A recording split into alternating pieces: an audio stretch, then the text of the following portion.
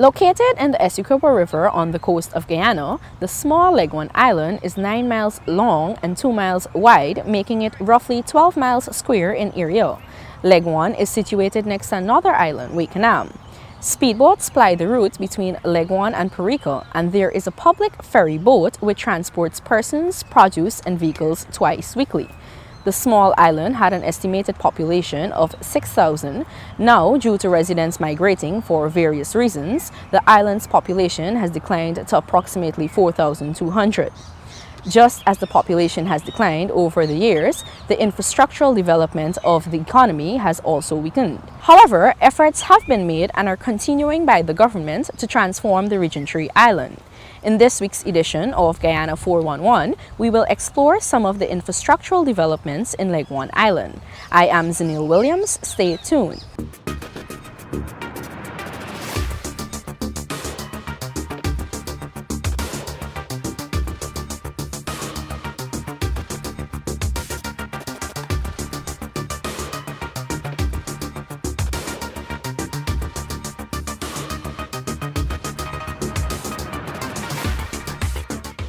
Leguan is divided into several quiet villages, including Enterprise, La Bagatelle, Belfield, Waterloo, Melville, Success, Anna Maria, and Bunduri Park. Most of the residents have farms, and getting their produce from the farms to the market can prove a challenge. This is because the roads and bridges over canals were in such a state of disrepair. In the past year or so, the government has been making efforts to remedy the situation, and last year, a massive rehabilitation program started which saw the government moving an asphalt plant from Georgetown to Leguan to fix the roads. For years, the roads in Leguan Island were of poor quality. In many of the villages, there were no real roads, only mud dams. These were subsequently upgraded with the use of crusher run. This provided some relief, but given that farmers on the island have to use tractors and trailers to move farm supplies and produce, these roads quickly deteriorated. Residents could not or hardly use their cars when traveling due to the deplorable roads, and when they did, it was costly because the roads were damaging the vehicles. Towards the end of 2016, the government, through the Ministry of Public Infrastructure, sent an asphalt plant and a full team of workers to conduct massive infrastructural works on the island. At the time, Minister of Public Infrastructure David Patterson had said that the aim was to provide a long-term solution to the extensive problem. For the very first time in the history of Leguan, we actually are doing asphalted concrete road up there. I mean, it's about 60% complete. I have my mobile asphalt plant up there. I mean, a full team of engineers and workers and those things like that. Should be completed within a week or two. And we're doing as much work, hopefully as much as the entire Leguan, if not as much work as possible there. So and we're quite pleased with it. I mean, I encourage you all to visit, to interact with the persons to see it. The first time ever that they would have in the whole asphalt plant and the whole full force of the ministry behind them. Rehabilitating the roads in Leguan was no easy task for the Ministry of Public Infrastructure. There were some challenges which caused a minor setback. However, the road works were completed within 3 months' time to the tune of $175 million. Works clerk at the Ministry of Public Infrastructure, Shemroy Skeffer, says residents now have easier access to communities. We did some major repairs to Kingston to Richmond Hill, Claremont to Uniform, sections of the main access road also. It was in a deplorable state, DBST. Some areas were mud, and we scarify, grade and shape, use loam, crush run asphalt to regain full access to people in the area. With the newly rehabilitated roads in Leguan, life is much easier for the population. The residents have welcomed this initiative by the government, especially now that they see opportunities to improve their livelihoods. It is easier and faster for farmers to move produce and supplies to and from farmlands, and students can travel to school without difficulties. These are just some of the benefits for the residents. Olanzo Stanton, who has been farming on the island for a number of years, says transporting his produce from the farmland was almost impossible in the past. Now it is much better. It was quite bad, before, but recently we got it graded up, I can say. Even this part, you see, we never had any kind of tar road here in this development. So it's good. We can get out the produce now more easily from the farmland. I think generally it's getting somewhere. Assistant Regional Executive Officer for Region 3, Shamir Shahid, says several meters of roads were completed on the island. Within Success, Henrietta and Blamont, we had approximately 2,000 meters of road being done to the asphalt level. We have another 6,000 meters of road that are moved from chip seal to asphalt also. So in a total of 8,000 meters of road finished last year, November. The farmers are much more happy, and at least you can see now that tractor can come out from the back dam and they can take the produce to the ferry stelling. Leguan Island did not only benefit from improved roads, but also the construction of a bridge which allows for easy connection to various parts of the island. Shahid says that because the island is relatively small, one bridge connects all the residents. This is Waterloo Bridge. This is one of the main bridge that takes you from one village to the other. This bridge was constructed through the ministry, and this was done approximately about 2 months ago. Right? But this is a main access bridge. The sparsely inhabited Leguan Island, which sits squarely in the mouth of the Essequibo River, has seen massive infrastructural developments in the last year. Developments are also taking place on the sea and river defenses.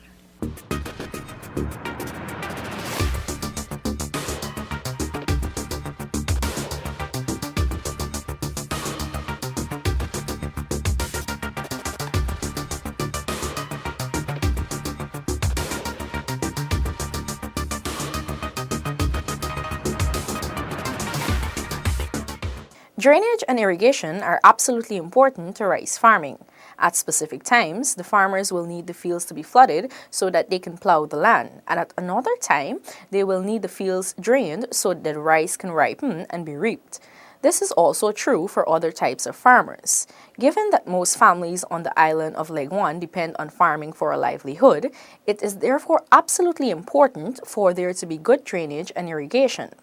There were problems with drainage and irrigation in the past, but efforts are now being made to improve the drainage and irrigation systems.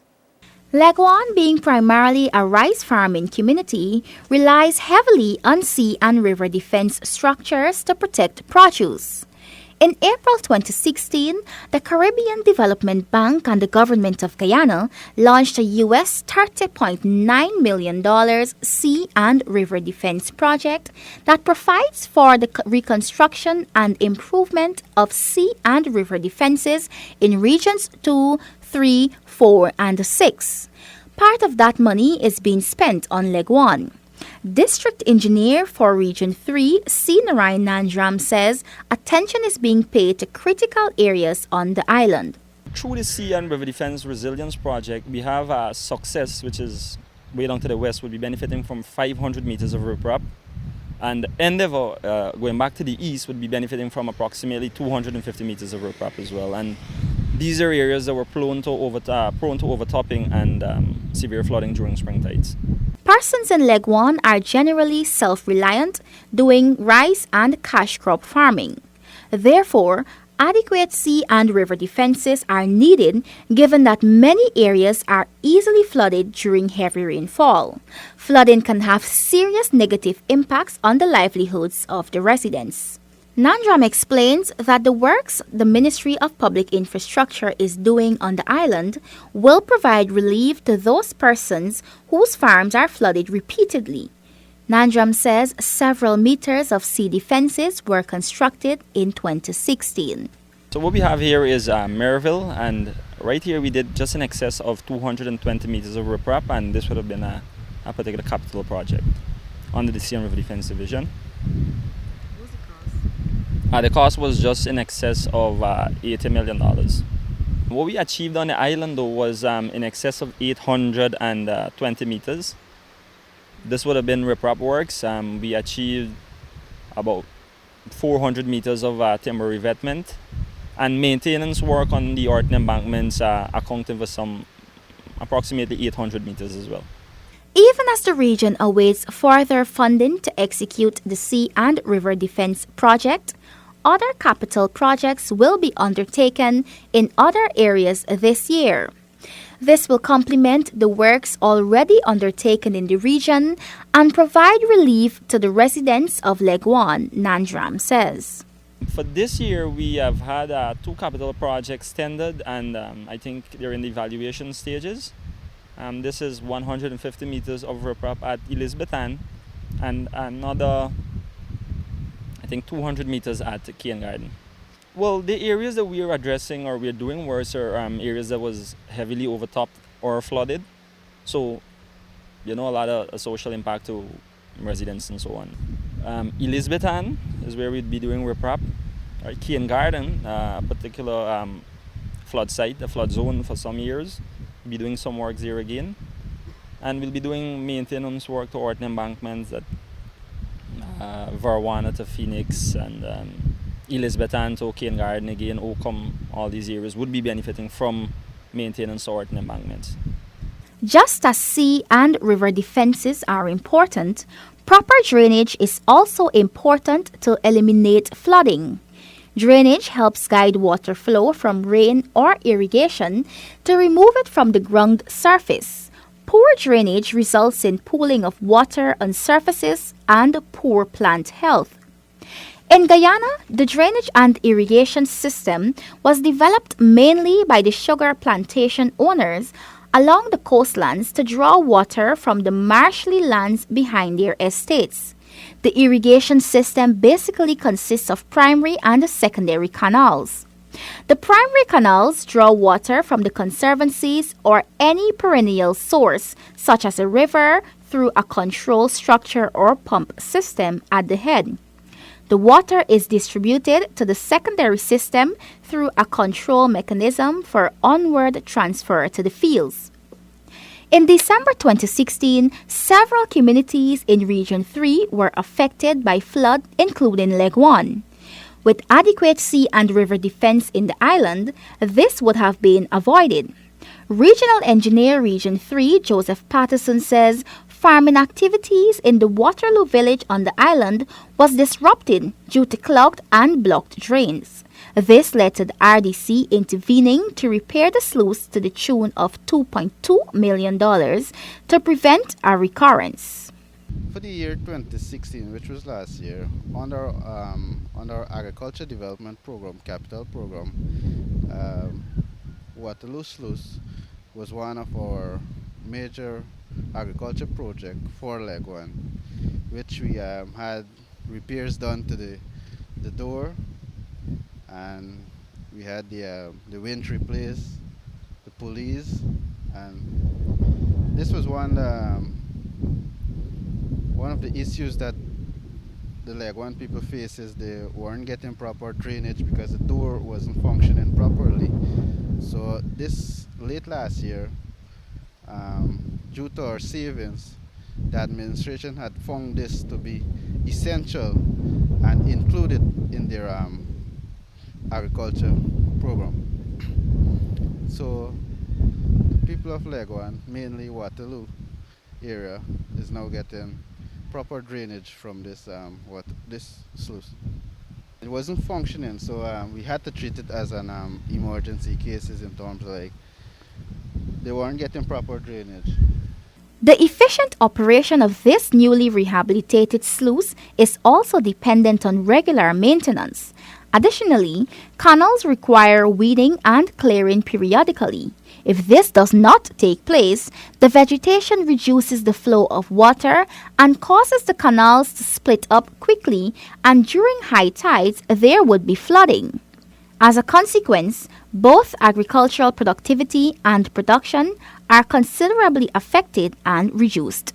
The regional engineer points out that in addition to regular maintenance, there are other plans to improve drainage in other areas on the island this year. The plan for 2017, we have another drainage structure we intend to build at Eastern Endeavor. That would be a drainage structure that would be a cost of $5 million. It should finish within the next 2 months' time or so. The developments in the Leguan Island are appreciated by residents as those who do not have farms have kitchen gardens or rear cattle or chickens. At the end of the day, no one wants to be flooded.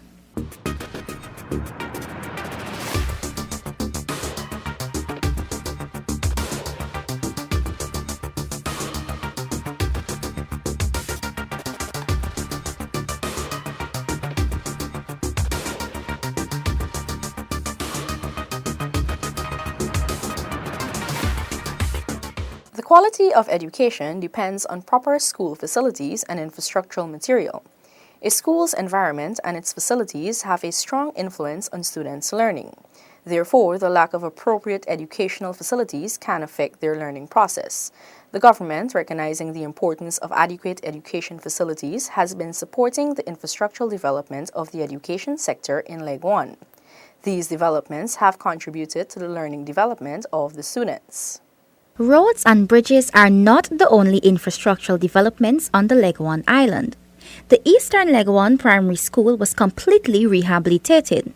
The students of this school previously endured learning in a dilapidated building with improper facilities.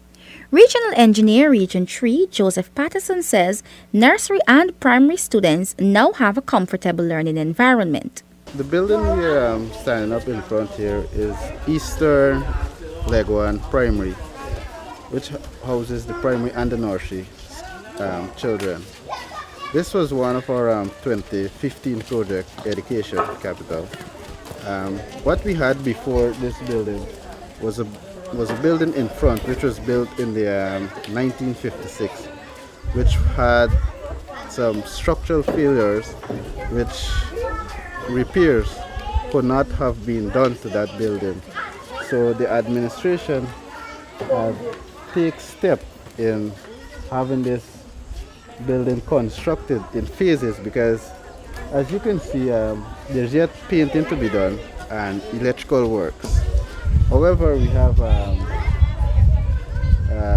complete school here in terms of tiling all the necessary that is needed for the kids then.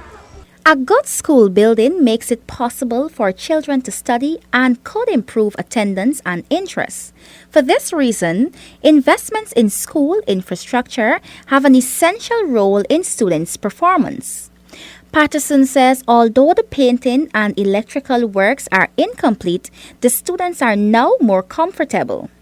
Additionally, the yard no longer floods when it rains because landscaping works were carried out. These works cost the regional administration more than $10 million.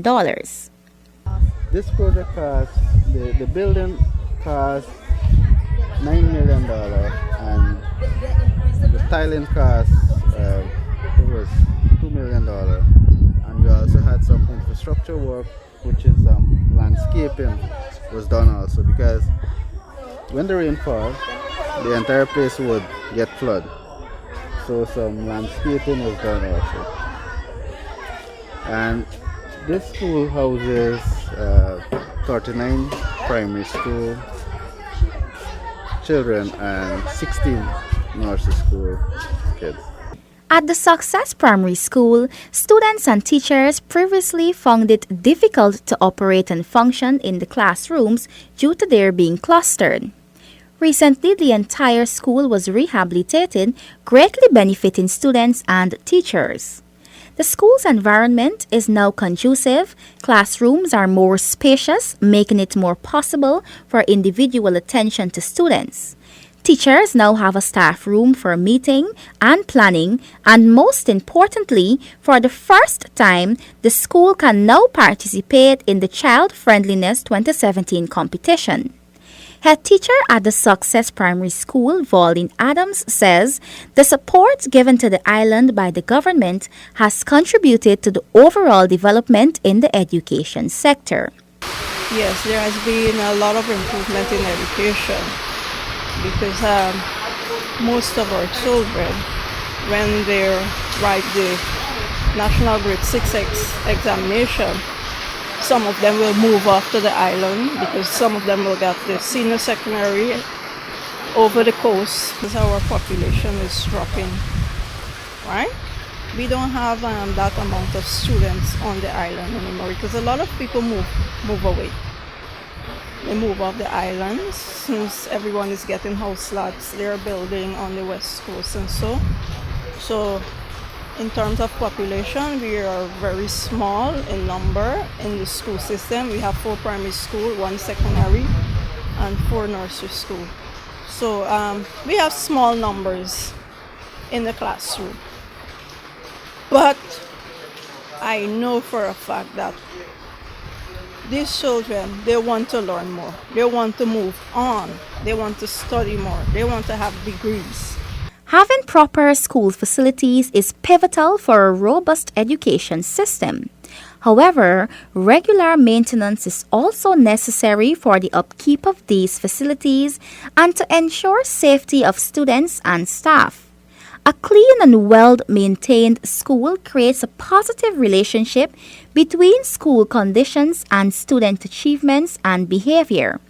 Minister of Finance Winston Jordan says the government recognizes that there are problems which beset the education system but will not fail the children. The quality of the education afforded to our citizens will determine how we as a nation advance and compete within the global economy. Integral to the achievement of a diversified green economy will be a cadre of educated, skilled, creative, dedicated individuals who are critical thinkers and are inspired to achieve for themselves, their country, and the world. We cannot afford to fail our children, who are our leaders of tomorrow. For to do so will be tantamount to undermining every sector of our economy and ultimately condemning our nation and future generations to a life of pessimism and poverty. Minister Jordan says the necessary support will be provided to schools across Guyana to ensure that they are up to standard. However, just as roads, bridges, and proper sea defenses and education facilities are important for our community, proper healthcare facilities are also important.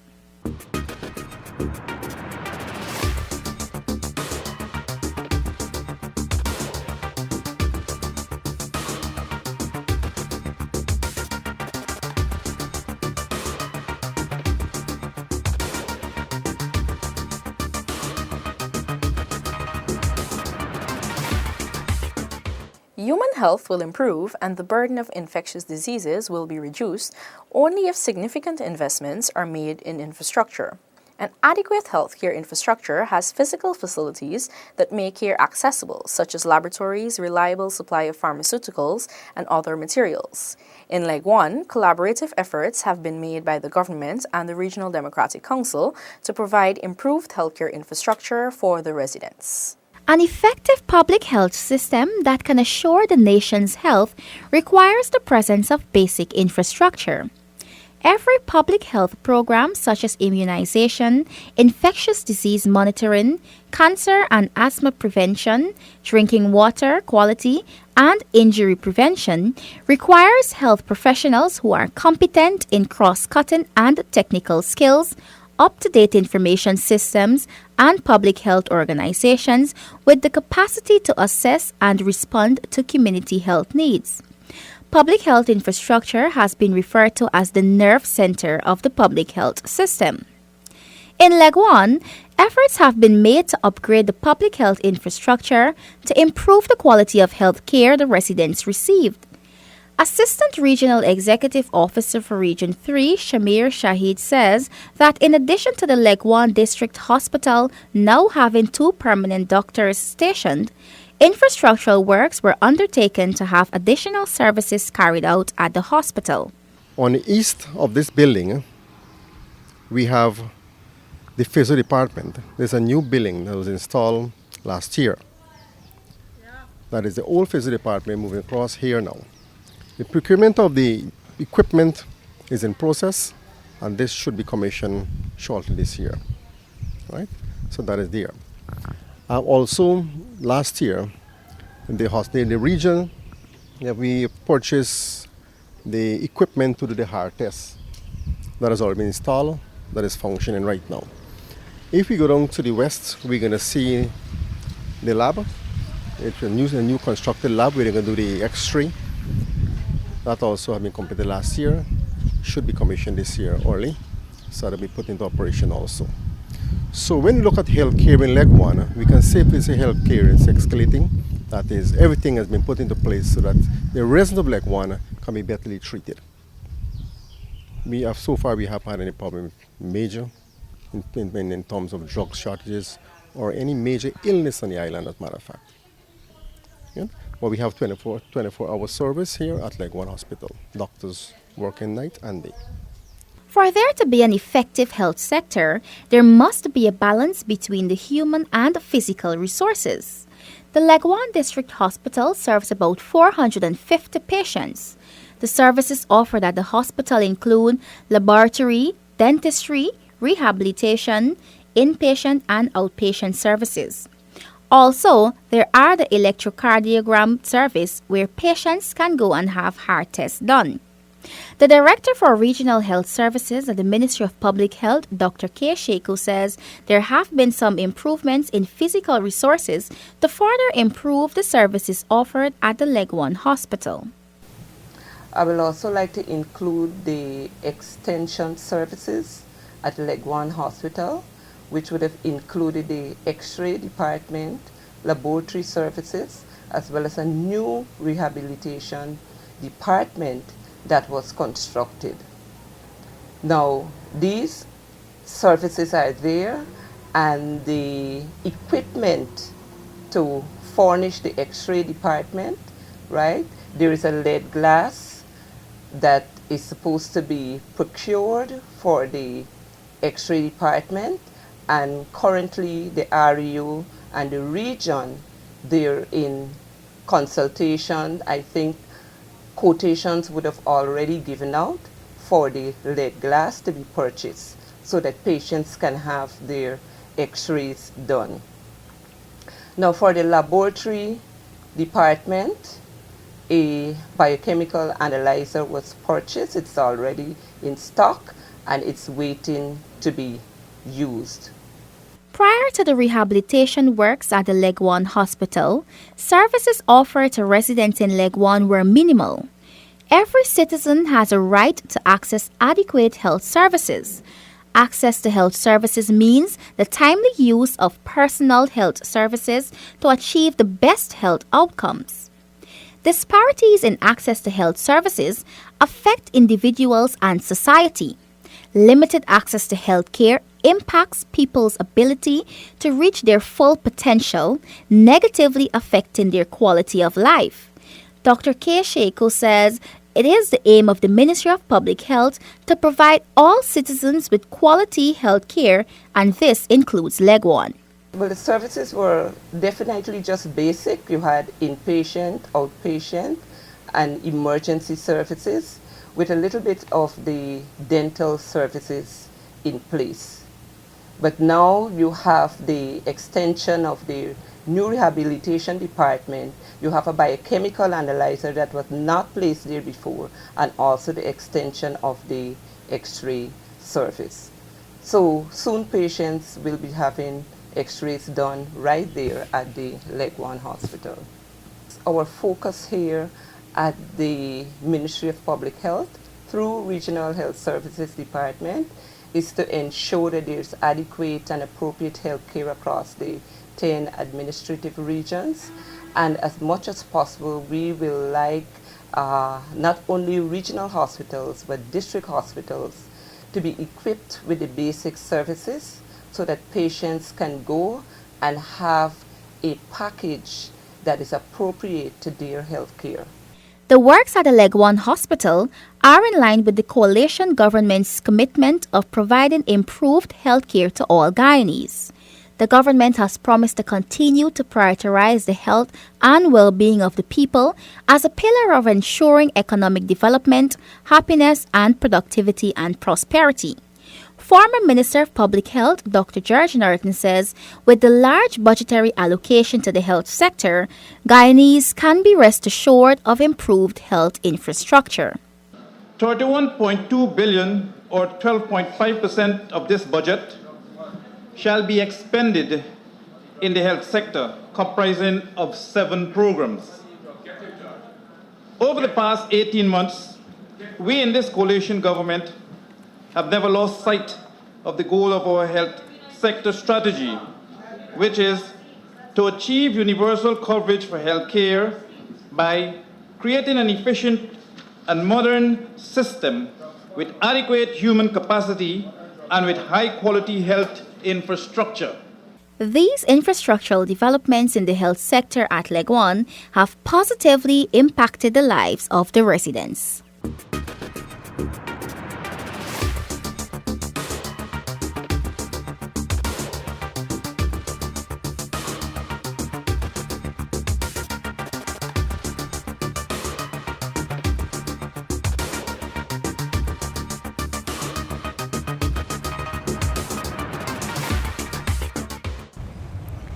This has brought us to the end of another edition of Guyana 411.